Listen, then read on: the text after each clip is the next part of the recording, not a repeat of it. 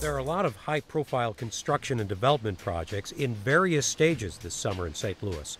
There's already been an official groundbreaking on the site of the new IKEA store at Van Deventer and Forest Park Parkway, a project that has both local and regional significance.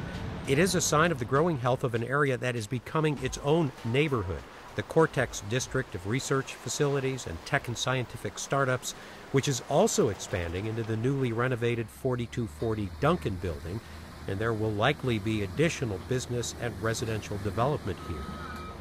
But it is IKEA, the Swedish home furnishing chain, that's creating the real buzz among shoppers.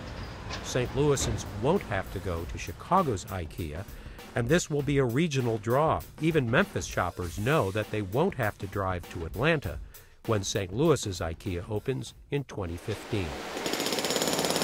There's been no groundbreaking ceremony for the Loop Trolley yet, but there is already some preliminary work going on. The gas company has been digging up Delmar east of Skinker to relocate a gas line before the real work begins.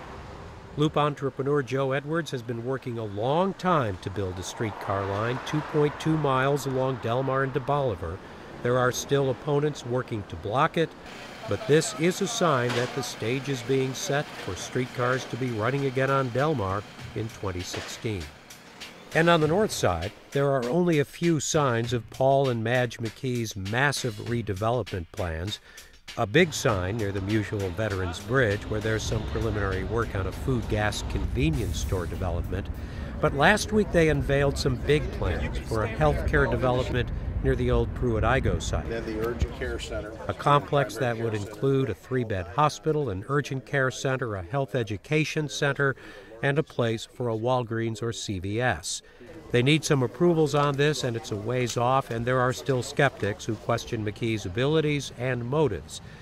But Paul McKee says even without nothing big being built yet, they are making progress. What we've been talking about is a phased approach of the entire project being a 15-year project. We've said that since day one, and it has a stepped approach. The first two most important things are obviously infrastructure first, but then the food and healthcare are the two most important things.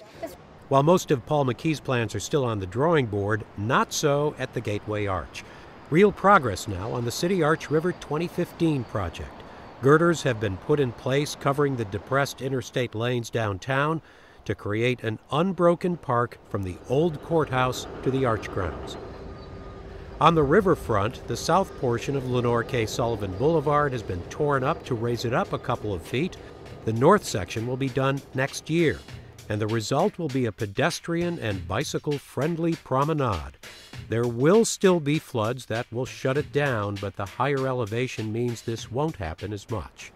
The entire project is running behind schedule, and work on the Arch Museum, including a new entrance that faces downtown, probably is not going to be ready until 2016. For Stay Tuned, I'm Jim Kircher.